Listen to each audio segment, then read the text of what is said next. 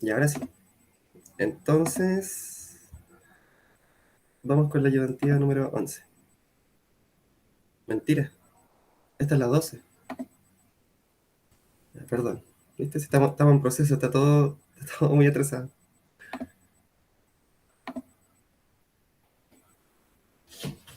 Ya. Entonces, ¿entró alguien?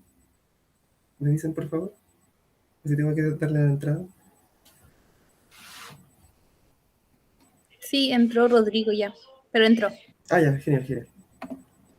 Ya, pues entonces vamos con la ayudantía número 12, que es nuevamente de corriente alterna, pero esta es la parte 2 en donde nos vamos a dedicar un poquito más a la parte dura donde hay que resolver ejercicios de circuito.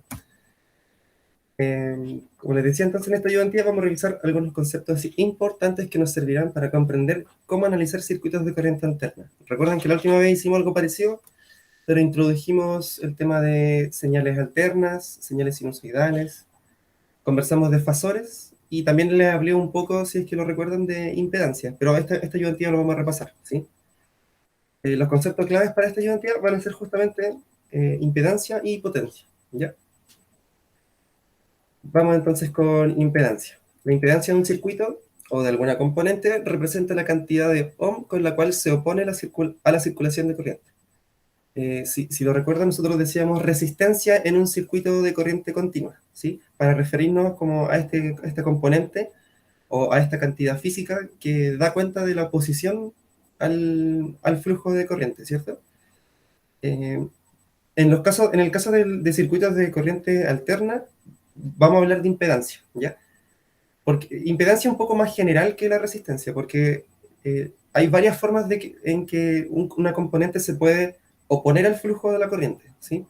Lo puede retrasar, lo puede adelantar, etcétera, ¿sí? Tiene que ver con qué componente es la que se conecta, ¿sí? Pero para generalizar vamos a usar la palabra impedancia, y la impedancia va a contener a todas las componentes pasivas de un circuito en corriente alterna, ¿sí? Eh, entonces, técnicamente, es un número complejo en donde la parte real representa la resistencia, que ya conocemos, ¿cierto? Y la parte imaginaria va a representar la reactancia del circuito, que va a representar, en otras palabras, si es un capacitor o si es un inductor, o bien si es una mezcla de ambas cosas conectadas de quién sabe qué forma, ¿ya? Pero en resumen, ¿sí? Es aplicar la ley usual de Ohm, la ley usual que conocemos, que se escribe, a ver, este color, B igual a I por R, ¿cierto? La tensión, o perdón, el voltaje es igual a la corriente por la resistencia. Eh, entonces, cuando estamos hablando de circuitos de corriente alterna, mejor generalizamos con impedancia, que se representa con Z, ¿ya? Por supuesto, aquí esta ecuación la estamos representando en su forma fasorial. En general se le coloca un punto abajo a los fasores, pero con la letra mayúscula también puede quedar claro, ¿ya? Para separarla de las señales sinusoidales, ¿sí? Que se representan como B de t. Ella es una señal sinusoidal, y simplemente V sería la señal, o sea, perdón, el fasor que representa a la señal B de t. Y ahora tratemos de definir entonces la impedancia, ¿sí? Despejando entonces de la ley de Ohm para los circuitos de corriente alterna, la impedancia, ¿cierto?, es igual al voltaje dividido en la corriente, ¿sí? El voltaje lo vamos a escribir como un fasor, ¿cierto? Entonces es la magnitud del voltaje, ¿cierto? Y el ángulo del voltaje, el ángulo de desfase, ¿ya? Recuerden que cuando tenemos un fasor, estamos representando una señal, ¿sí? O sea, esta es la forma polar de representar un fasor, y ese fasor representa una señal, digamos, por ejemplo, coseno, ¿cierto? De W omega t más esta fase, ¿cierto? Ya, justo ahí se tapa con el título, pero espero que se entienda. Entonces, en vez de representar la señal sinusoidal, vamos a trabajar con el fasor en su forma polar, ¿cierto? No estamos seguros si es un coseno o un seno, pero por el momento vamos a asumir que es coseno. Sí, va a depender del problema, pero para trabajar sin problema, pensemos que es un coseno. Entonces, así la señal de ese fasor es de un coseno.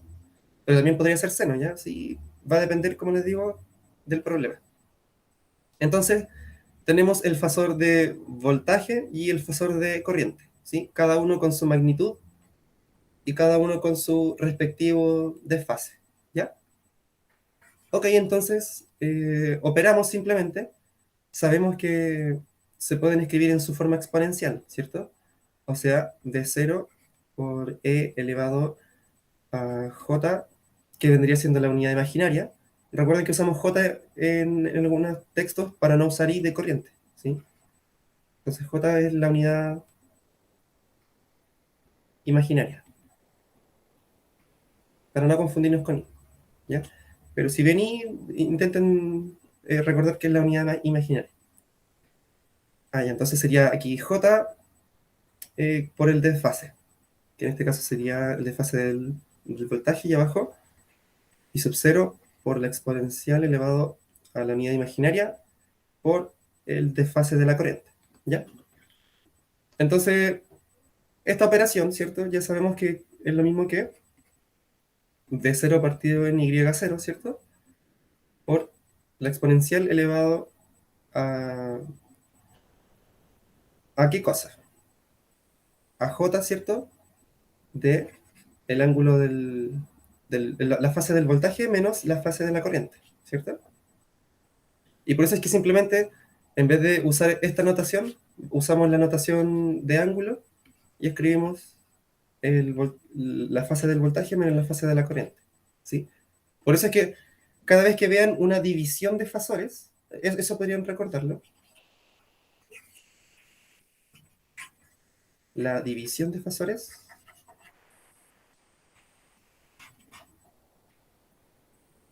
entonces, dividir fasores va a ser igual a restar los ángulos, ¿ya? O eso va a implicar. Entonces ya hacemos esa operación y sabemos que es lo mismo que dividir las magnitudes, ¿cierto? Del voltaje de la corriente y simplemente restar los ángulos, ¿sí? Eso es por las propiedades de las potencias, ¿ya? De esa forma llegamos a eso que está acá abajo. Ok, entonces una vez que ya estamos acá, ¿cierto? Vamos a escribir esto en su forma cartesiana, ¿sí? Entonces recuerden que la forma cartesiana era tomar este elemento como el radio, ¿cierto? Como el R, y a esto, ¿cierto? Aplicarle el coseno más el J seno, ¿cierto? La unidad imaginaria por el seno. Si no lo ven de esa forma, también pueden volver a la exponencial, como la vieja confiable, ¿cierto? Y aquí aplican la propiedad de la exponencial que es conocida, ¿cierto? Coseno de el ángulo de fase del voltaje menos el ángulo de fase de la corriente, más la unidad imaginaria por el seno del ángulo de fase del voltaje menos el ángulo de fase de la corriente. Ya, eso, ¿cierto? Eso es expandiendo esta parte que está aquí. Y por eso obtenemos todo eso que está acá, ¿cierto? Luego, si multiplicamos distributivamente, obtenemos, ¿cierto?, la expresión que se muestra aquí. ¿Ya? Todo lo que estoy mostrando ahora es simplemente el desarrollo como algebraico de la división de dos fasores, ¿sí? Entonces, ahora que ya llegué a esta parte, puedo reconocer dos cantidades interesantes, ¿cierto? Como por ejemplo esta que está acá y esta que está acá. Entonces, a cada una le voy a asignar un nombre. La primera, ¿cierto? Se va a llamar resistencia, R, y la segunda se va a llamar reactancia, que se representa con la letra X, ¿ya?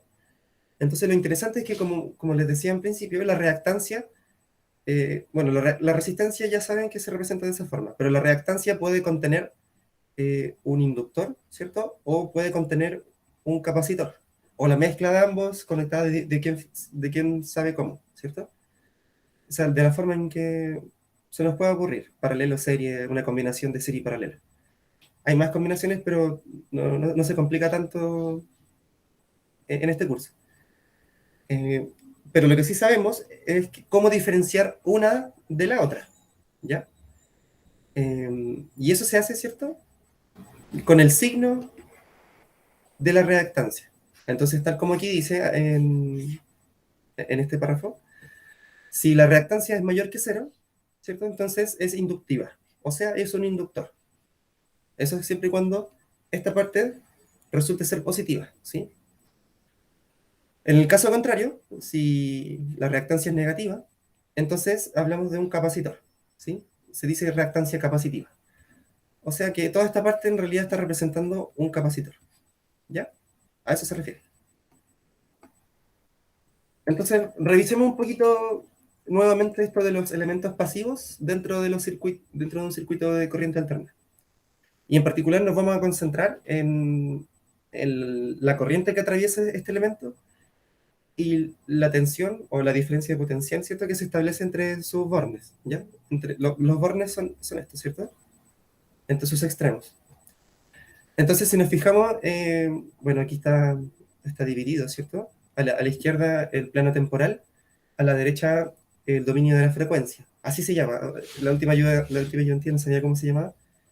Ya, aquí pongamos el nombre para que nos acordemos. Este es plano temporal. Y esto es dominio de la frecuencia. Por no decir plano complejo. ¿Ya? Ok, entonces, básicamente lo que estamos haciendo es comparar una resistencia en el plano temporal y en el plano complejo, en el dominio de la frecuencia, ¿cierto?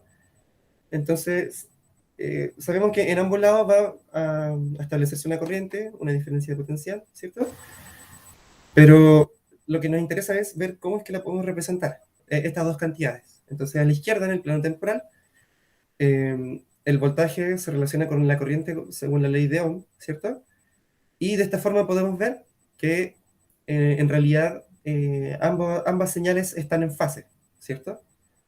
O sea, alcanzan el máximo al mismo tiempo, alcanzan un valor cero al mismo tiempo, alcanzan un valor mínimo en el mismo tiempo, vuelven a alcanzar un valor cero al mismo tiempo, vuelven a alcanzar su máximo al mismo tiempo, y espero que se entienda que así es sucesivamente, ¿sí? A eso se refiere con que están en fase, ¿ya? Y aquí dice abajito que la corriente la corriente que fluye a través de una resistencia está en fase con el voltaje entre sus bornes, ¿sí? Eso se representa con el dibujo que está acá en el plano temporal. Pero lo mismo que acabo de decir se puede describir, ¿cierto? En el dominio de la frecuencia, o sea, en el plano complejo. ¿Y, y de qué forma? Bueno, ya sabemos que podemos representar la ley de Ohm en forma fasorial, ¿cierto? Como se ve aquí. Y en ese caso también nos damos cuenta entonces que como están en fase, ¿cierto? Ambos fasores se pueden representar uno encima de otro, ¿sí? Y por supuesto estos fasores están girando, ¿cierto? Respecto a este punto.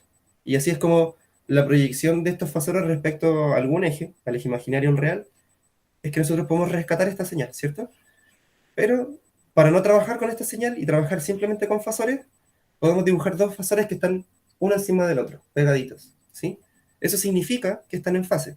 Recuerden que cuando nosotros vemos vectores, eh, dos vectores, ¿cierto?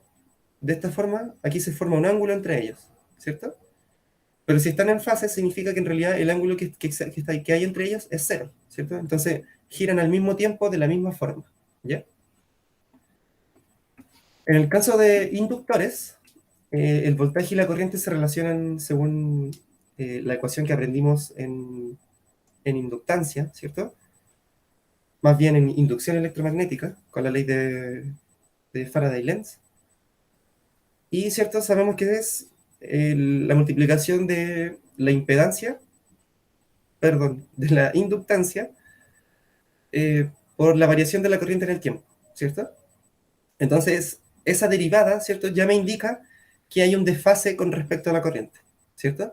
Porque si una es igual a la otra, pero tuve que derivar una señal para llegar a la otra, significa que hubo un desfase, ¿cierto? Entonces, si por ejemplo yo tengo una señal seno, ¿cierto? Voy a dibujar mi señal seno en alguna parte aquí. Ya tengo una señal seno. ¿Qué pasa si yo derivo la señal seno? Obtengo la señal coseno, ¿cierto? Entonces voy a tener eso. Y eso fue lo que acaba de ocurrir. O sea, hubo un desplazamiento de una señal respecto de otra, ¿cierto? Entonces eso se representa en el plano temporal, como el dibujo que está acá abajo, ¿cierto? En el que, por ejemplo, si dejamos el voltaje como la señal seno, entonces lo que yo tuve que derivar, ¿cierto? Fue una señal coseno. Y esa es la señal de corriente, ¿cierto? Entonces ahí vemos que el desfase que hay entre esas dos señales es primedios, ¿sí? Porque el seno, ¿cierto? Alcanza el máximo en el cero. Perdón, me estoy equivocando. El coseno alcanza el máximo en el cero y el seno, a su vez, alcanza el máximo en pi medios, ¿sí? Otra forma de representar ese pi medios es 90 grados, ¿ya? Y quien alcanza primero el máximo es el voltaje, ¿cierto? Entonces decimos que en realidad el voltaje adelanta a la corriente en 90 grados, o bien podemos decir, en contraparte, ¿cierto? Que la corriente se atrasa en 90 grados con respecto al voltaje, ¿ya? Esto siempre estamos mirando lo que ocurre entre los bordes, entre los bornes del inductor, no en el circuito completo, ¿sí? Es que pasa ahí localmente, en ese punto. Entonces, bueno, espero que eso haya quedado claro. Ahora, no, fíjense que volvemos a la ley de Ohm cuando hablamos de cómo relacionar el voltaje y la corriente en el inductor, ¿cierto? Volvemos a hablar de la ley de Ohm, ¿cierto? Porque esto que está aquí es una impedancia, ¿cierto?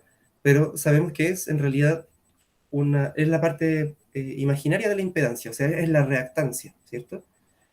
Y además sabemos que esta reactancia es positiva, ¿cierto? Y esa la podemos hallar, ¿cierto? Cuando nosotros transformamos este inductor del plano temporal al inductor en el plano, perdón, en el dominio de la frecuencia, ¿cierto? Entonces, ¿cómo se calcula la, la reactancia en el dominio de la frecuencia? Es siempre, ¿cierto? Es la parte imaginaria multiplicada por la frecuencia y se me olvida la palabra, inductancia, L, ¿cierto? Entonces, de esa forma yo encuentro el valor, ¿cierto? De Z, o sea, de la impedancia del inductor, pero en el circuito de corriente alterna, ¿ya? Entonces, esa Z es la que estoy multiplicando aquí, ¿sí? B es igual a I por Z. Pero esta Z, ¿cierto? Ya sabemos que es una reactancia de un inductor, que se define de esa forma, ¿sí? Eso no lo olviden. El inductor, ¿cierto? La reactancia del inductor es JWL, ¿ya? J pensando en... bueno, en realidad ni siquiera miramos J, ¿ya? Solamente esto, porque estamos mirando como cuánto vale. La J en realidad es para darnos cuenta que estamos hablando de la parte imaginaria, de la impedancia, ¿ya? Bueno, espero que eso se haya entendido. Si tienen dudas, adelante, no me interrumpan. Por último, vamos a revisar el capacitor. El capacitor, a diferencia del inductor, ¿cierto? La corriente y el voltaje se relacionan de esta forma. En este caso, nosotros sabemos, ¿cierto?, que Q es igual a C por V, ¿cierto? Sí. Así lo aprendieron en clase, ¿cierto? Que la carga es lo mismo que la capacitancia por el voltaje. Pero si yo derivo esto en el tiempo, ¿cierto? La capacitancia como una constante, lo que varía es la tensión, ¿cierto? Entonces, de esta forma, ya sabemos que de Q en dt es lo mismo que decir corriente, ¿cierto? Entonces, la corriente se relaciona con el voltaje, pero derivando el voltaje. Fíjense que antes lo que hacíamos era derivar la corriente para encontrar el voltaje, ahora estamos derivando el voltaje para encontrar la corriente, ¿sí? Eso es una diferencia, ¿cierto? Entonces, ahora esa leve diferencia hace que el desfase sea distinto. Ahora, la corriente es la que se adelanta al voltaje, o también podemos decir que el voltaje es el que se atrasa con respecto a la corriente, ¿sí? Como lo habíamos dicho antes, en este caso, ¿cierto? La que se trazaba era la corriente. Ahora lo que se traza es el voltaje, ¿ya? Eh, entonces aquí lo podemos ver en el plano temporal y también lo podemos ver en el plano complejo o en el dominio de la frecuencia, ¿sí? Recuerden que esto está girando, es una representación estática, pero son vectores que están girando, ¿sí? Y giran de esa forma con el mismo ángulo todo el tiempo. Así es como nosotros rescatamos la señal ondulatoria, ¿sí? Eh, ahora hablemos, claro, de cómo es que transformamos este capacitor a un circuito de corriente alterna, ¿sí? Entonces sabemos que podemos representar esto como una impedancia, pero esta es la parte, ¿cierto? Sabemos, imaginaria de la impedancia, o sea, estamos hablando de la reactancia, pero la reactancia capacitiva, ¿cierto? Entonces la reactancia capacitiva es lo mismo que 1 dividido en omega por la capacitancia, ¿sí? Se parece harto a la anterior, que la capacitancia, perdón, la reactancia inductiva era omega por la inductancia, inductancia, ¿sí? Y aquí es a la inversa, ¿cierto? Es parecido, solo que aquí se multiplica por la capacitancia, ¿ya? Solamente para que lo tengan en cuenta. Por supuesto, en este caso, como sabemos que es negativo, ¿cierto? Hablamos de la reactancia capacitiva como una reactancia negativa, y es por eso que aparece este signo negativo, ¿ya? Porque claro, la frecuencia podría ser un valor positivo y la capacitancia también, entonces esto es mayor que cero. Entonces agregamos ese signo negativo para hablar de la reactancia negativa, ¿sí? De la capacitiva. Pero en resumen, hacemos esta transformación simplemente para ocupar la ley de Ohm, ¿cierto? Porque esto es Z, ¿cierto? Es la impedancia, pero la impedancia capacitiva, ¿cierto? Porque estamos en realidad hablando de la parte imaginaria, o sea, la reactancia capacitiva, ¿ya? Bueno, espero que eso se haya entendido. Eh, y lo que viene aquí es una tabla que les escribió el profe en clases, que resume la diferencia entre impedancia y admitancia. A mí siempre me gusta entender la admitancia como el mundo al revés. ¿Ya? Es un consejo, no estoy hablando de nada técnico. Porque sabemos que si usamos la ley de Ohm, ¿cierto? Con los fasores, ¿cierto? Como la impedancia también es un número complejo, también la podemos ver como un fasor. Entonces, así se define la ley de Ohm para la impedancia. Pero si damos vuelta a las cosas, ¿cierto? Por ejemplo, quiero definir ahora como el mundo al revés, voy a partir por la corriente, y eso es igual al fasor de voltaje, ¿cierto? Pero multiplicado por 1 dividido en el fasor de la impedancia, ¿cierto? Y eso tiene un nombre. Esto se llama admitancia, ¿de acuerdo? Entonces, en vez de escribir esto de esta forma, lo representamos con la letra Y para hablar de admitancia, ¿ya? Entonces, como les digo, ¿qué es la admitancia? Es el mundo al revés, ¿cierto? Definir la impedancia, ¿cierto? Como a la inversa. Entonces, como ya habíamos revisado, la impedancia simplemente de una resistencia es R, de un inductor es la parte imaginaria por omega L, que es la inductancia, y en un capacitor, ¿cierto? Es menos la unidad imaginaria dividida en omega por la capacitancia, ¿sí? Ahora, como el mundo es al revés, la admitancia, ¿cierto? Va a ser 1 partido en R. Eh, como les decía, el mundo es al revés, entonces aquí va a ser 1 dividido en omega L, pero va a estar con el negativo. Y aquí va a estar también a la inversa, ¿cierto? O sea, va a quedar la unidad imaginaria por omega capacitancia, pero sin negativo, ¿sí? Porque estamos hablando del mundo al revés. Recuerden ese consejo. Como les digo, no es muy técnico, pero a mí me funciona porque ya sé definir las impedancias, ya me acuerdo cómo hacer esto. Entonces, si pienso en el mundo al revés, ya puedo controlar los que están en la admitancia, ¿ya? Bueno, espero que ese truco les pueda servir. Ya, lo último para cerrar el breve repaso es sobre potencia, ¿ya? Potencia ya sabíamos de antes que es la multiplicación de la corriente por el voltaje, ¿cierto? El famoso PIV. Entonces, lo que tenemos que recordarnos son el VIR y el PIV, ¿cierto? VIR y PIV. Esta es la ley de Ohm. Y esta es para la potencia. ¿Ya? Por supuesto, lo interesante de conocer estas dos es que podemos representar la potencia de otras dos formas. Por ejemplo, si despejamos, aquí podemos despejar el voltaje, ¿cierto? Como, eh, no, tal cual como está. Solo que podemos reescribir la corriente como el voltaje partido en la resistencia, ¿cierto? Entonces, ahora sí, aquí hay dos formas de escribir la potencia. Como eh, I al cuadrado por R, ¿cierto? Si reemplazamos esto aquí,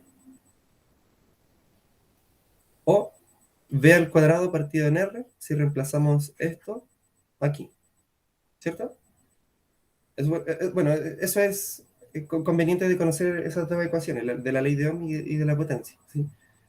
Entonces, será bueno que recuerden estas dos expresiones, ¿sí? I al cuadrado por R y V al cuadrado dividido en R son otras formas también de representar la potencia cuando estamos hablando de circuitos resistivos, con únicamente resistencias, ¿ya? Eso es para que lo tengan presente. Ah, ya. Entonces, para circuitos de corriente continua o directa teníamos la expresión de la potencia en función de la intensidad y el voltaje del circuito en un tiempo igual a t, y se definía de esta forma, ¿cierto? La potencia instantánea es igual al voltaje instantáneo multiplicado por la intensidad de corriente instantánea, ¿cierto? Ahora, si nosotros trabajamos con señales que son sinusoidales, ¿cierto? Entonces, esta expresión que está aquí nos puede quedar de esta forma que está acá, ¿ya? Espero que me crean, porque no quiero hacer el desarrollo. Y al igual que antes, ¿cierto? Cuando teníamos una señal, a nosotros nos interesaba encontrar un valor promedio, ¿ya? Y el valor promedio de una señal, ¿cierto? Que está pegadita aquí abajo, no me dice mucho, ¿cierto? En realidad es cero. Pero si tengo otra señal que también está centrada en cero y multiplico ambas, ¿cierto? Lo más probable es que me aparezca algo de esta forma, ¿sí? Y eso sí, yo le puedo encontrar un valor medio, que es justamente lo que queremos hacer ahora. Eh, Recuerden que el valor promedio de una señal, ¿cierto? Nosotros la encontrábamos haciendo la integral, ¿cierto? De esta función P de t en el tiempo, en un periodo, ¿cierto? Eso se puede representar como aparece aquí abajo, ¿sí? Y el desarrollo de las integrales nos va a llevar, espero que me crean porque de verdad no quiero perder tiempo en todo el desarrollo. Diego, Sí, dime, hola, yo está, soy Benja, dime. que justamente en esta parte lo saqué directamente de las clases del profe, así que si quieren revisar la integral completa, él la hizo. Ah, claro, sí, sí, es verdad. Sí, El profe se encargó de realizar todo el desarrollo. sí, y también Pero explica de dónde sale el coseno cuadrado y todo eso. Nosotros simplemente aquí la pusimos para recordar el contenido. ya, perfecto. Gracias, Eso gracias, quería profe. aclarar. Gracias. Gracias, profe. Bueno, entonces, en conclusión, ¿cierto? Vamos a representar la potencia promedio con este símbolo, ¿cierto? Eh, Encerrándolo. Eh, y es justamente la multiplicación, ¿cierto? De las amplitudes de ambas señales, dividido en dos, ¿cierto? Y eso por el coseno, ¿cierto? De phi, ¿ya? Eh, Ahora, ¿qué es lo interesante, ¿cierto? Es que también podemos reescribir esto en su forma de RMS, ¿cierto? Que era valor efectivo. Eh, en ambos casos, ¿cierto? Para la señal de voltaje y otra para la señal de corriente, ¿cierto? Entonces, eh, si lo escribimos, ¿cierto? Utilizando el valor RMS, ¿cierto? Ya sabemos que aparece este raíz de 2, ¿cierto? Recuerden que el valor RMS de una señal lo encontrábamos dividiendo, ¿cierto? Su amplitud en raíz de 2. Entonces, si quiero escribir esta misma amplitud en función del valor RMS, tengo que multiplicarlo por la raíz de 2, ¿ya? Y bueno, la multiplicación de estas dos magnitudes, ¿cierto? Finalmente me va a dar aquí un 2, ¿cierto? y como ya estaba dividido en dos, por eso es que ambas se pueden eliminar, ¿cierto? Y por eso simplemente me queda la multiplicación, ¿cierto? Del valor del voltaje RMS por la corriente efectiva, ¿cierto? Y eso se multiplica por algo que se llama factor de potencia, ¿ya? El factor de potencia me indica justamente, bueno, en realidad es un concepto súper complicado de manejar, pero, pero aparece aquí, ¿cierto? Porque fíjense que el coseno es algo que está oscilando, ¿cierto? Y oscila entre -1 y 1, ¿sí? Entonces, en realidad, esta potencia, ¿cierto? Está oscilando en el tiempo, ¿sí? Una potencia que oscila. Este valor que nosotros vamos a llamar eh, promedio, ¿cierto? Pero si nosotros queremos encontrar el valor así como promedio, como les decía, nos vamos a fijar simplemente cómo es que estos fasores, ¿cierto? Se mantienen con su desfase respectivo, ¿cierto? Oscilando todo el tiempo. Entonces, justamente, eso es lo que representa. Y también tiene que ver con propiedades de eficiencia, ¿cierto? Eh, Porque piensen que este ángulo que nos aparece aquí, ¿cierto? Va a hacer que el coseno esté, o sea, muy pequeño o sea, máximo que sea igual a 1, ¿cierto? O sea, el valor máximo que puede tener va a ser simplemente la multiplicación de estas dos cosas si es que el coseno es igual a 1, ¿cierto? Pero si no, ¿cierto? Entonces vamos a tener distintos valores y eso también se relaciona como con la eficiencia en los circuitos, ¿ya? Bueno, hay todo un capítulo respecto al factor de potencia que igual sería interesante que pudiesen revisar, ¿ya? Pero tampoco vamos a entrar mucho en detalle en esta llevantía. Entonces vamos a trabajar el primer ejercicio. Tengo aquí mis torpedos, así que si tienen alguna duda, interrúmpame nomás, ¿ya? Entonces vamos con lo primero, que se trata de encontrar la impedancia equivalente en un circuito de corriente alterna, ¿ya? Entonces dice así, un circuito tiene dos resistencias, R1 y R2, un condensador de capacitancia C y otro de inductancia L, ¿ya? O en realidad esos son como los nombres que les vamos a poner. Resistencia R1, inductor L, capacitor C y la resistencia R2. Y bueno, están dispuestas de la forma como se indica en la figura, ¿cierto? Esta resistencia con este inductor están en serie, esta resistencia con este capacitor están en serie, pero estos dos elementos, junto con estos otros dos elementos, están en paralelo entre sí, ¿cierto? Tienen esos dos puntos que son los nodos y que son los mismos para ambas ramas del circuito, ¿cierto? Me refiero a que esta rama, ¿cierto? Tiene los mismos puntos que esta otra rama. Entonces, por eso decimos que están en paralelo, ¿ya? Además, dice que el circuito está alimentado mediante una fuente de voltaje alterno que se define, ¿cierto? Como V0 por el seno de omega phi. O sea, perdón, omega t, ¿ya? Entonces aquí, por supuesto, hay que estar ojo porque ya no estamos trabajando con señales coseno, sino que estamos trabajando con señales seno, ¿ya? Ok, entonces tiene dos partes. La primera dice, determine la impedancia equivalente del circuito, ¿sí? Y la segunda es los valores máximos de las corrientes I1 e I2 que pasa por cada rama del circuito. Por conveniencia, vamos a llamarle a esta rama, ¿cierto? La corriente que pasa por esa rama I1, y a la corriente que pasa por esta otra rama le vamos a llamar I2, ¿ya? Eso es porque aquí R aparece con 1 y aquí R aparece con 2. Entonces, por conveniencia, vamos a conservar esa notación, ¿ya? Y bueno, por supuesto, como es un circuito de corriente alterna, en realidad indicar una flecha para allá me va a representar un estado, pero también en otro momento va a estar para allá. Y después de nuevo para abajo y después de nuevo para arriba, ¿cierto? Entonces, sabemos que es una representación en un cierto tiempo, pero lo que vamos a obtener son señales que son sinusoidales, ¿cierto? Entonces aquí cuando dice los valores máximos de la corriente I1 y 2, se refiere a encontrar la amplitud máxima, ¿cierto? Que va a tener I1 y para la otra señal, ¿cierto? También, para I2 vamos a encontrar la amplitud, ¿ya? A eso se refiere.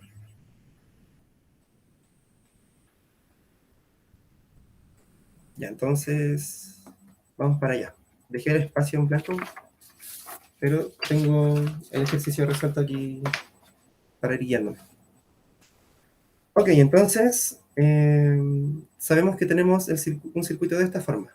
Tiene una fuente, tiene una resistencia que llamamos R1, tiene un inductor que llamamos L, y en paralelo tiene otra resistencia que llamamos R2, y tiene un capacitor que llamamos C, ¿cierto? Si nosotros, bueno, estamos mirándolo, ¿cierto?, en su plano temporal, llevémoslo al plano complejo, ¿cierto?, o el dominio de la frecuencia, como se le llama también en algunos textos. Y esto es lo mismo, ¿cierto? Pero hay que tener en cuenta cómo vamos a definir las cantidades, ¿cierto? Ok, entonces tenemos la primera resistencia. La resistencia cuando estamos en un circuito de corriente alterna, ¿cierto? La miramos como una impedancia y simplemente la escribimos como R1, ¿cierto? Porque es igual, no cambia. El inductor, ¿cierto? También lo vamos a ver como una impedancia, pero ahora, ¿cierto? Lo vamos a definir como I, la unidad imaginaria, o J, ¿cierto?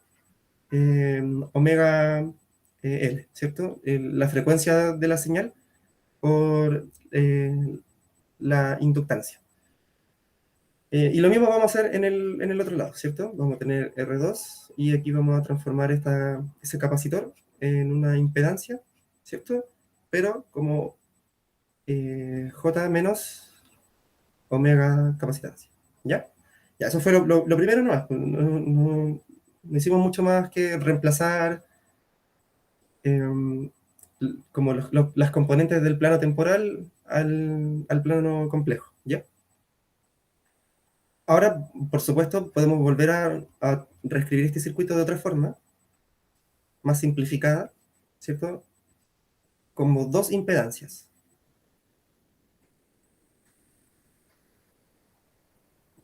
Así, ¿ya? Entonces lo que hice aquí fue juntar en una sola impedancia toda esta información, ¿cierto? ¿Eso cómo me va a quedar? Como R1 más la unidad imaginaria omega L, ¿cierto? Y en el otro caso, en el de la rama que está al otro lado, lo mismo, ¿cierto? Vamos a juntar toda esta información en una única impedancia, o sea, R2 menos, ¿cierto? Vamos a colocar la unidad imaginaria por 1 dividido en omega capacitancia, ¿ya? Entonces me imagino que ya saben lo que viene ahora. Vamos a volver a reescribir este circuito, pero como una única impedancia, ¿cierto?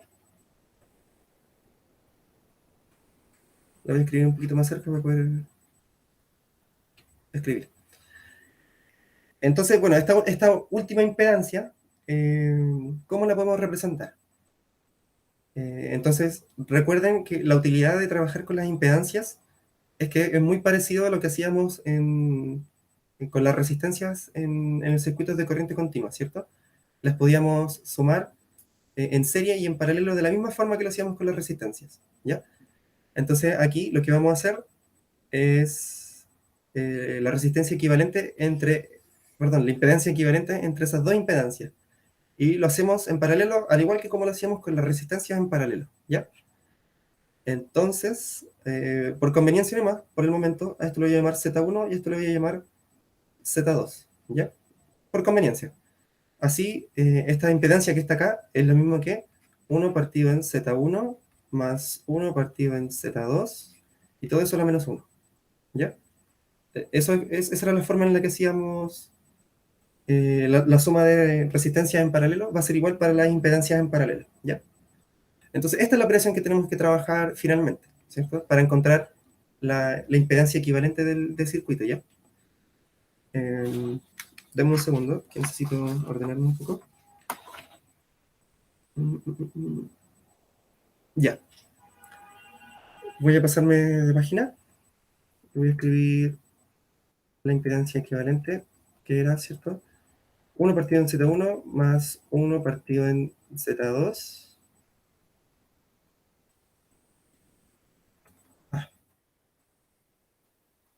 todo eso a la menos 1. Ya, entonces, sabemos que lo que está dentro del paréntesis se puede reescribir como Z2 más Z1, ¿cierto?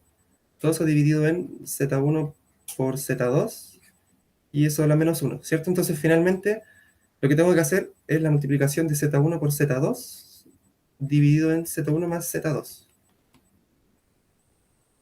Eso es, ¿ya? Bueno, entonces ahora tenemos que acordarnos cómo era Z1 y cómo era Z2, ¿ya? Entonces Z1, ¿cierto? Era R1 más J omega L, y Z2 era R2 menos J por 1 dividido en omega C, ¿ya? Entonces, si nosotros reemplazamos esa información aquí, ¿cierto? Vamos a obtener algo de la siguiente forma. Entonces, va a ser R1 más J omega L multiplicado por R2 menos J multiplicado por 1 partido en omega C. Y todo eso dividido en la suma, ¿cierto? De las dos cosas que estaban acá arriba. La suma de estas dos cosas. Pero ya sabemos hacer la suma de cosas de números complejos, ¿cierto? Entonces nos vamos a quedar con la parte real. R1 más R2 más, ¿cierto? Ahora la parte imaginaria, que sería estas dos de acá, ¿cierto? Y eso es omega L menos 1 partido en omega C. Eso, ¿ya? Si tienen alguna duda, adelante.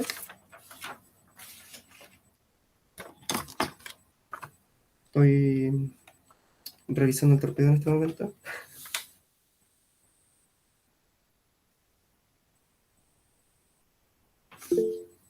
A ver, voy a revisar si es que han dicho algo.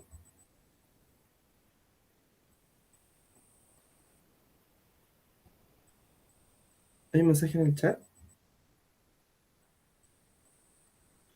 Sí, bueno, en realidad es bastante fea la expresión.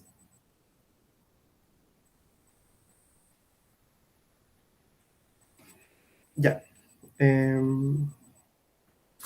Diego, en el chat preguntaron si para sacar la corriente hay que usar la impedancia neta. Ya, ok. Volvamos un poquito al dibujo de acá.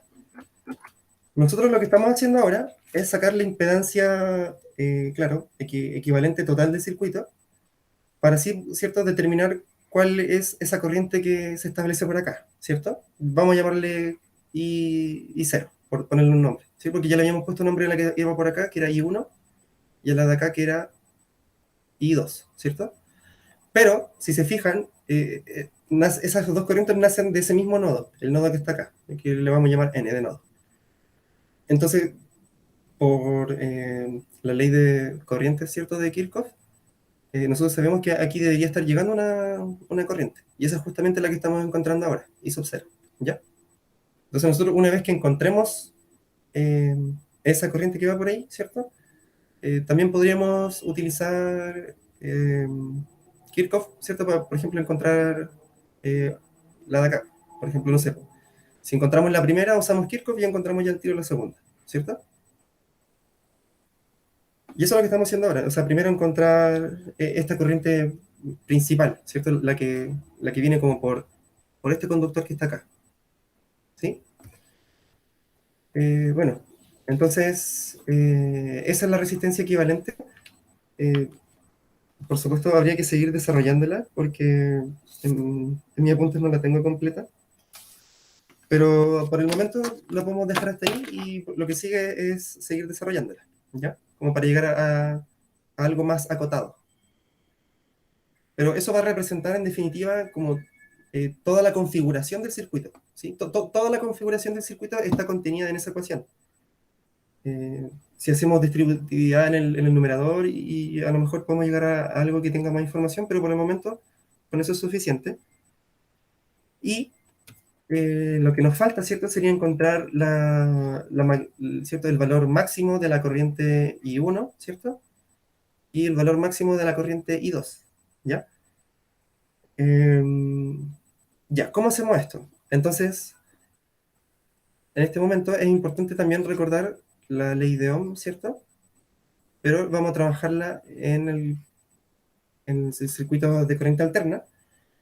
Y tenemos esa expresión, ¿cierto? Que el voltaje es igual a la corriente por la impedancia, ¿ya? Pero también sabemos que si nosotros despejamos de esta ecuación la corriente, podemos escribir, ¿cierto? La ley de Ohm de esta forma, como el voltaje, ¿cierto?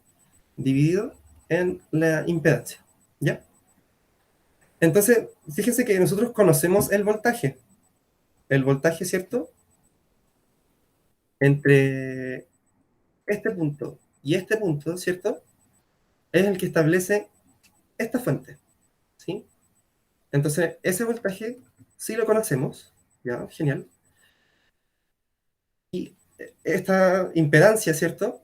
Si yo le reemplazo aquí 1, entonces vamos a encontrar la corriente 1, ¿cierto? Porque entre estos dos puntos, ¿cierto? Se establece la tensión que establece esa fuente, la diferencia de potencial que establece esa fuente, ¿cierto? Y vamos a encontrar la corriente que pasa por ahí, ¿cierto? Dividiendo esa diferencia de potencial por esta impedancia que está acá, ¿cierto? Y lo mismo, si dividimos esa diferencia de potencial por esta impedancia que está acá, encontramos la corriente I2, ¿cierto? Bueno, es el espíritu del ejercicio, ¿cierto? Ok, ahora nosotros quiero que nos devolvamos un poquito nomás, solo un poco, a esta parte, donde yo les había comentado que cuando nosotros dividíamos fasores, ¿cierto? Nosotros conservábamos la división de estas magnitudes, ¿cierto? Y aparecían el coseno y el seno por la identidad de Euler, o sea, de Euler, ¿cierto? Pero fíjense que esto es lo que se conserva, eso es justamente la amplitud, ¿cierto? De la señal. Entonces, en realidad, a nosotros nos basta, ¿cierto?, con dividir el voltaje, ¿cierto?, en la impedancia, en la magnitud, ¿cierto? Si es que queremos encontrar el valor máximo. O sea, si queremos encontrar I1 máximo, ¿cierto? Eso va a ser lo mismo que dividir, ¿cierto?, el voltaje de la fuente en la impedancia 1, ¿ya? Ahora, la impedancia de la fuente, ¿cierto? Se define como V0 por el seno de omega t, ¿cierto? Pero recuerden, como estamos trabajando con fasores, yo me voy a quedar con esto, ¿cierto? Entonces me quedo con la magnitud del voltaje y lo que me falta, ¿cierto? Sería eh, reemplazar, ¿cierto? Aquí la magnitud del fasor Z1, ¿cierto? Porque claro, lo que tenemos acá de cero es la magnitud del fasor de voltaje, ¿cierto? De la fuente. Pero lo que yo quiero ahora dividirlo es por la magnitud del fasor de la impedancia, ¿cierto? Ahora, recordemos que la impedancia Z1 ya está definida, ¿cierto? Como R1 más J omega L, ¿cierto? Entonces yo le puedo encontrar la magnitud a un número complejo definido de esta forma, ¿cierto? Que básicamente sería eh, R1 al cuadrado más omega L al cuadrado y todo eso, ¿cierto? En la raíz, ¿sí? La raíz de ambas cantidades, la parte real al cuadrado y la parte imaginaria al cuadrado, ¿ya? Entonces, de esa forma es que nosotros podemos encontrar la magnitud de la corriente I1, ¿ya? Y bueno, lo mismo para el caso de la corriente I2. Lo podemos encontrar, ¿cierto? Como la división entre el fasor de voltaje y el fasor de la impedancia de la segunda rama, ¿ya? Entonces, volvemos a lo mismo. Esto es R2 más 1 partido en omega C y todo esto al cuadrado, ¿cierto? Y todo eso en raíz, ¿ya? Eh, bueno, aquí entonces encontramos I1 e I2 en magnitud, ¿cierto? Por lo tanto, eh, ya respondimos la pregunta sin necesidad, ¿cierto?, de haber utilizado esto que le expliqué hace poco, que era de encontrar, por ejemplo, I0 y a partir de esa I0 tratar de encontrar las otras dos, ¿cierto?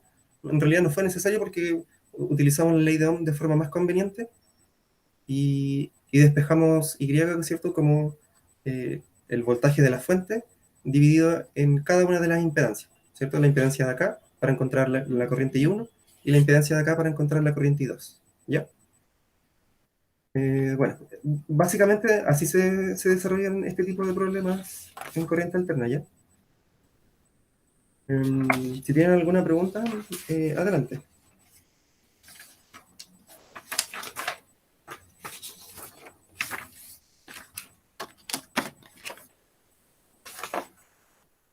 Bueno, yo había dejado mucho espacio porque pensé que me iba a extender harto.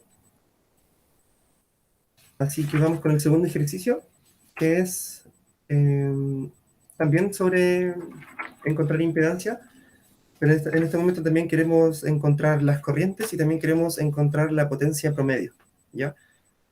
Entonces, en realidad hay que hacer un poquito más de trabajo que el que hicimos anteriormente, ¿ya?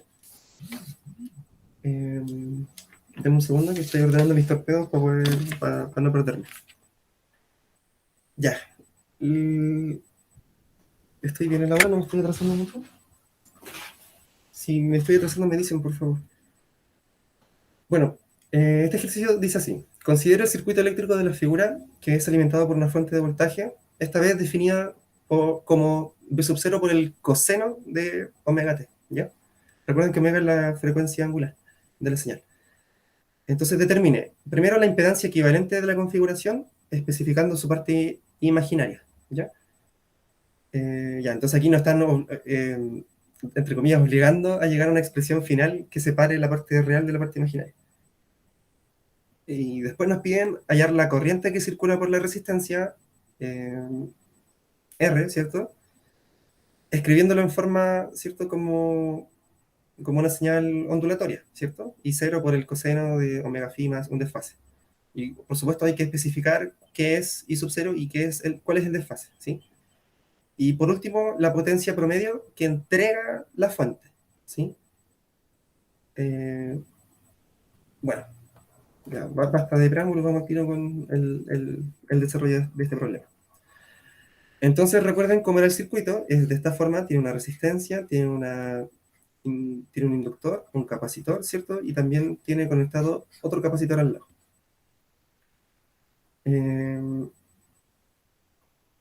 Recuerden que estábamos aquí trabajando en el plano temporal, entonces temporal, lo conveniente siempre es pasarse al plano complejo o al dominio de la frecuencia, y vamos a escribir esto como corresponde, ¿cierto? Este sería LW, ¿cierto? Utilizando la unidad imaginaria. Esto sería omega C1 y esto sería menos J1 partido en omega C2. ¿Ya? Bueno, ese es el primer paso como yo siempre les recomiendo, nada más. Lo segundo, ¿cierto? Es determinar esta primera impedancia equivalente, ¿ya? Entonces fíjense que en realidad esa impedancia que está ahí es puramente imaginaria, ¿cierto? Entonces tenemos la fuente, tenemos la resistencia, que la vamos a escribir en el plano. Vamos a escribir todo esto en su forma compleja, ¿cierto? Entonces aquí vamos a representar una única impedancia, ¿ya? Que va a ser J de LW menos 1 partido en omega C1, ¿ya? Y por supuesto, esa que está acá está en paralelo con la otra, que es una única capacitancia que se define como menos J partido en 1 chanfle, dividido en omega C2, ¿ya? Entonces, ya tenemos esa información. A ver, quiero revisar mi tip. Ok, aquí que tengo.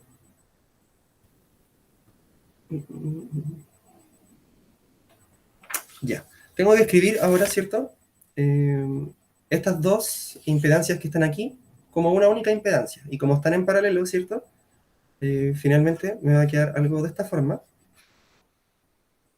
A lo mejor me va a faltar espacio.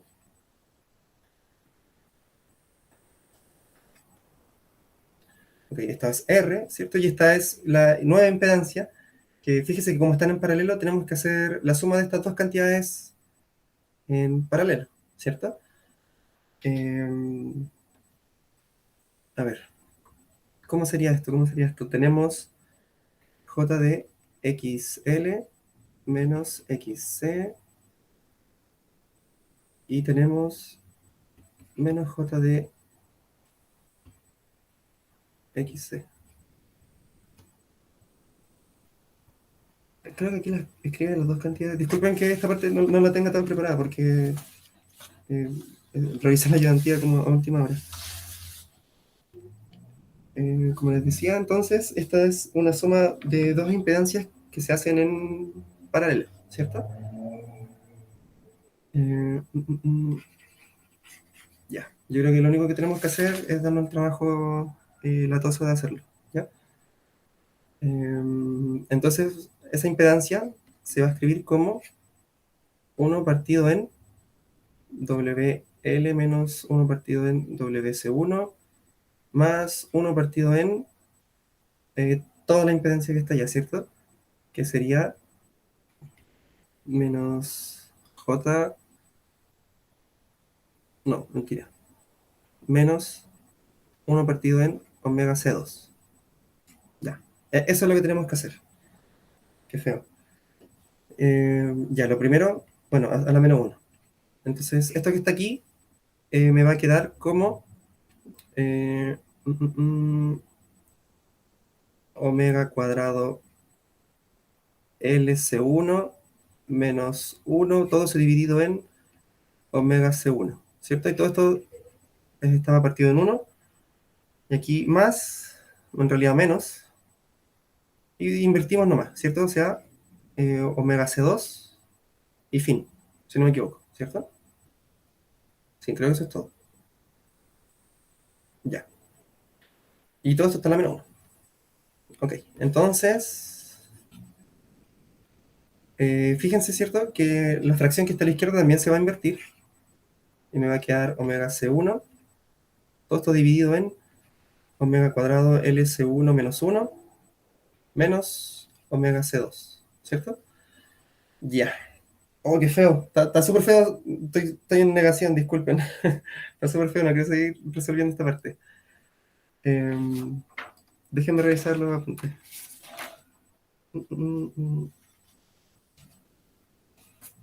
Ya, bueno. Quiero decirles algo antes de que sigamos. Aquí, ¿cierto? Nos están pidiendo la impedancia equivalente de la configuración, especificando su parte imaginaria, ¿cierto?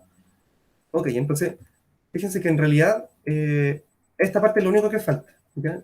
Me estoy pegando al descarte súper grande, porque en realidad no quiero seguir resolviéndolo, pero fíjense que lo que pasa aquí con el circuito, ¿cierto? Es que tenemos un circuito, ¿cierto? Que tiene una fuente, una resistencia y una impedancia, ¿cierto? Esta impedancia es puramente reactiva, ¿cierto? O sea, está en J, de alguna forma, de alguna configuración extraña. Y esto es simplemente la parte real, ¿cierto? Entonces, nosotros al desarrollar esta parte, y bueno, todo esto que está aquí, como les estaba mostrando, ya llegamos a la respuesta que nos están pidiendo, ¿sí? Porque esta es la parte imaginaria de esta impedancia completa, ¿cierto? Porque esa impedancia completa se compone de una resistencia, que es la parte real, y una reactancia, que es la parte imaginaria, ¿cierto? Y justamente esto es lo que queremos encontrar, ¿ya? Ya, qué vergüenza, disculpen. Vamos entonces avanzando un poquito para ver cómo es que encontramos la corriente que circula por la resistencia, ¿ya? También estoy revisando un torpedo ahora. Insisto, esto está todo muy encima. Eh, entonces la corriente, ¿cierto? Sabemos que la podemos encontrar como el voltaje, ¿cierto?, dividido en la impedancia, ¿ya?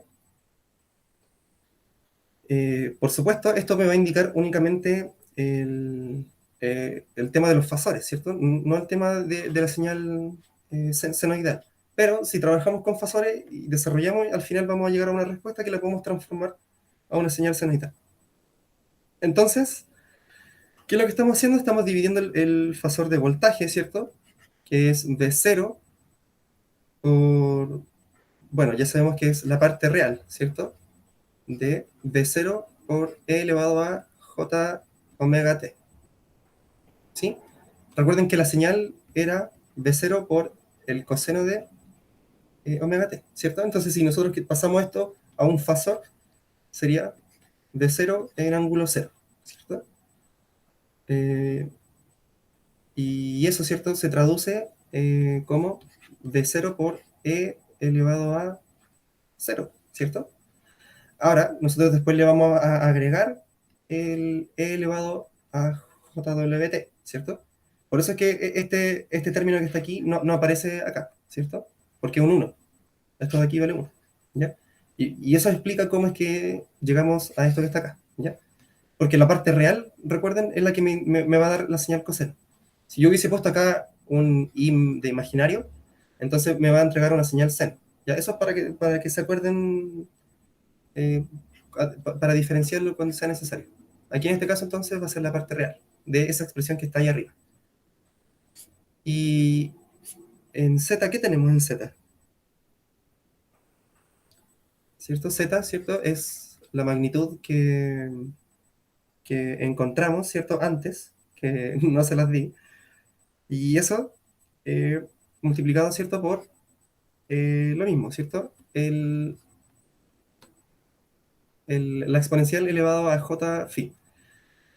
Eh, bueno, j phi, o sea, el phi, ¿cierto? Ese va a ser el ángulo del fasor de la impedancia, ¿ya? O sea, sí, phi va a representar el desfase de la impedancia en el circuito, ¿ya? Entonces,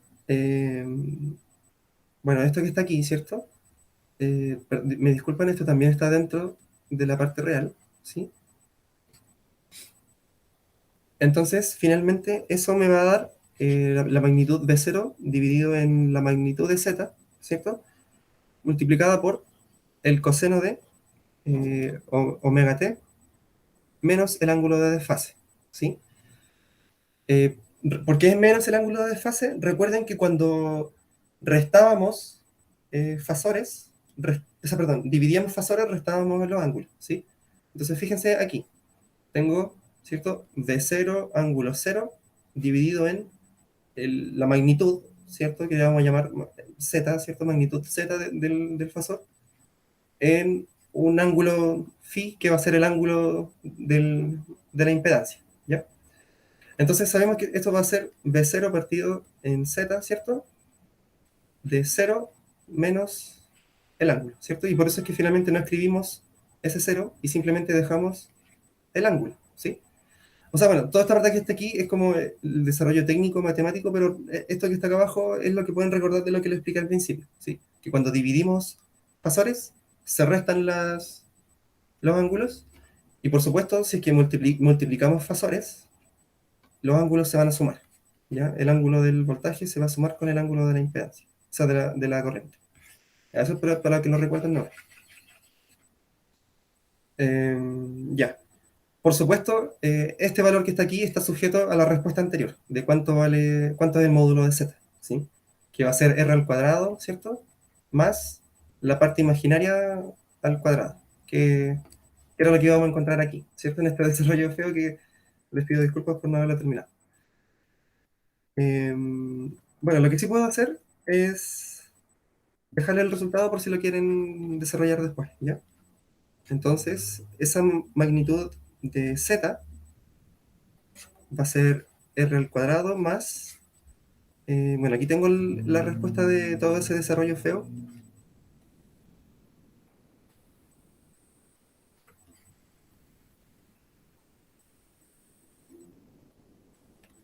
Por favor, espero que esto después, si quieren, lo puedan corroborar.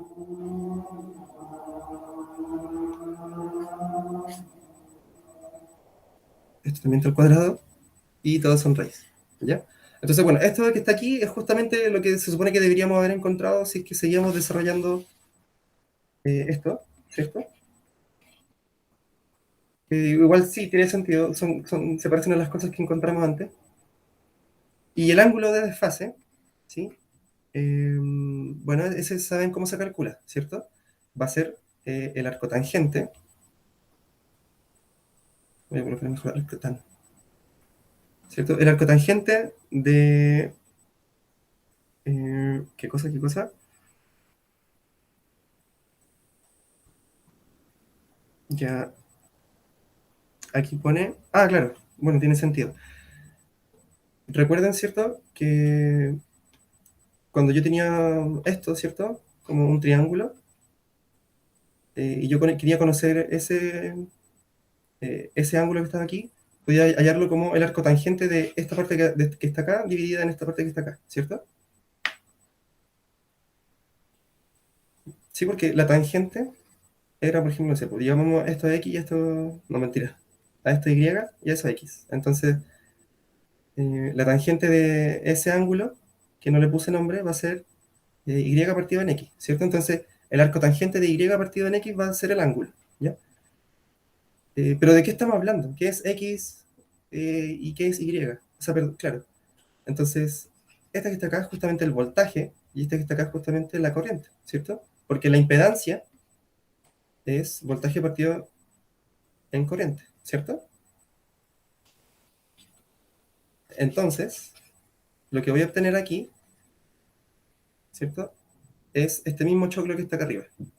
O sea, omega cuadrado C1 menos 1 dividido en omega C1 más C2 menos omega cuadrado L por C1 C2.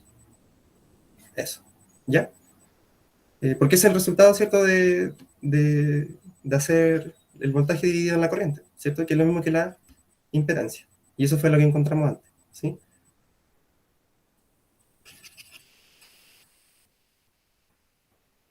Aquí, claro, me faltó agregar la R, disculpen. Acá hay una R, ¿sí? Porque como es voltaje partido en corriente, ¿cierto? Eh, bueno, ya olvidé, solamente me estoy enredando más, disculpen. Bueno, lo último es encontrar la potencia media, ¿ya? Y para eso vamos a recordar la expresión que les comentaba al principio, que era tomar el voltaje al cuadrado y eso dividirlo en la resistencia, ¿cierto? Entonces vamos a aprovecharnos de esta expresión, ¿cierto? Y podemos escribir esto como b sub 0 al cuadrado, ¿cierto? Y todo eso está dividido en 2 por el valor absoluto, ¿cierto? O la magnitud de la impedancia, ¿sí? Ahora, recuerden que ese 2 aparece, ¿cierto? Porque estamos viendo el valor medio, ¿ya? Y, por supuesto, esto multiplicado por el coseno de el ángulo que habíamos discutido en un principio. Eh, bueno, eh, si desarrollamos esto, ¿ok? Vamos a llegar a algo de la siguiente forma. Tengo la amplitud del voltaje al cuadrado dividido en lo mismo, en z, ¿cierto? Pero aquí voy a hacer un arreglo particular, voy a elevar esto al cuadrado y en vez de escribir el coseno voy a escribir la parte real del fasor z, ¿cierto? Que sería la impedancia, ¿ya? Se recuerden que aquí con la parte real estoy representando el coseno y, y con este cuadrado, ¿cierto? Me estoy asegurando como de normalizarlo entre comillas. Eh, entonces el desarrollo final de esto me daría eh, b sub 0 al cuadrado por r y todo esto dividido en 2r cuadrado más 2 y bueno, el choclo feo que ya habíamos definido antes y todo esto dividido en omega multiplicado por C1 más C2 menos omega al cuadrado L C1 C2 y todo eso al cuadrado. ¿Ya? Recuerdan, bueno, el módulo de z lo habíamos encontrado acá, ¿cierto? Entonces, si lo aplico al cuadrado, es simplemente sacarle la raíz y por eso queda de esa forma, ¿sí? Y el 2 se multiplica distributivamente y por eso aparece 2r cuadrado y 2 multiplicado por la parte que era la imaginaria, ¿cierto? Y bueno, y la parte real de z, ¿cierto? Es justamente, ya sabíamos que era r, ¿cierto? Y por eso es que me aparece esta r acá, ¿ya? Y de esa forma encontramos la potencia media que entrega la fuente, en este caso, ¿ya? Yo sé que a lo mejor esta parte del curso puede ser un poco densa, incluso para mí me cuesta mucho explicarlo, como que si fuese como por desarrollar los cálculos no habría ningún problema, pero explicarlo es bastante difícil, creo yo. Pero si tienen dudas, igual voy a tratar de dejarlo claro o responderlo, ¿sí? Y los chiquillos también, el Alex y el Benja, ¿ya? Bueno, entonces ahora quiero llegar a la última día porque dice fin, porque me quedó muy bonita. Así que eso, no sé si tienen algo que agregar, algún comentario, alguna duda. Solo sé que había muchas letras, mucha álgebra. Sí, sí, disculpen, yo sé que fue un poco dispersa la Sí, identidad, como que no llegué a ningún resultado final porque en realidad eran demasiadas letras, a lo mejor... sí.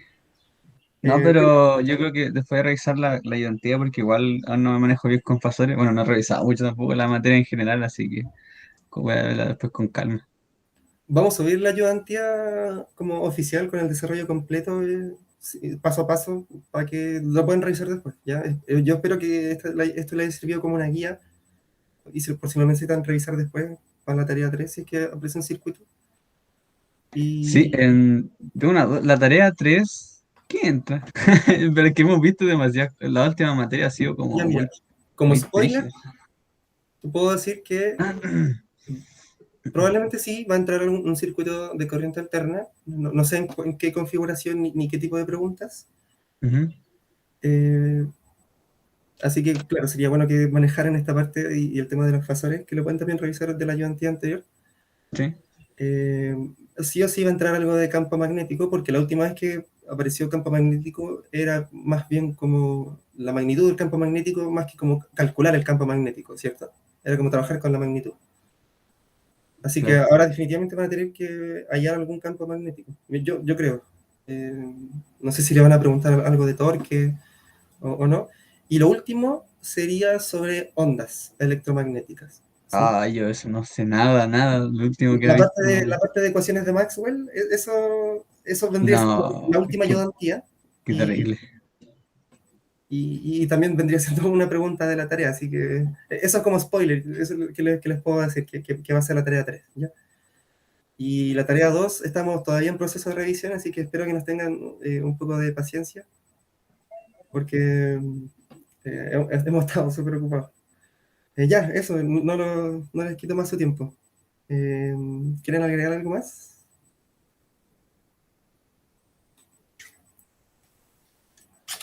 Bueno, entonces hasta aquí la ayudantía, voy a dejar de grabar.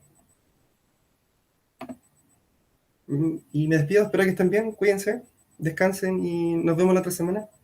Si tienen dudas, escriban nomás, ¿ya? Ya, chao, chao, chao, chao, chao, chao, chao, chao, chao, chao, Chao, chao. chao.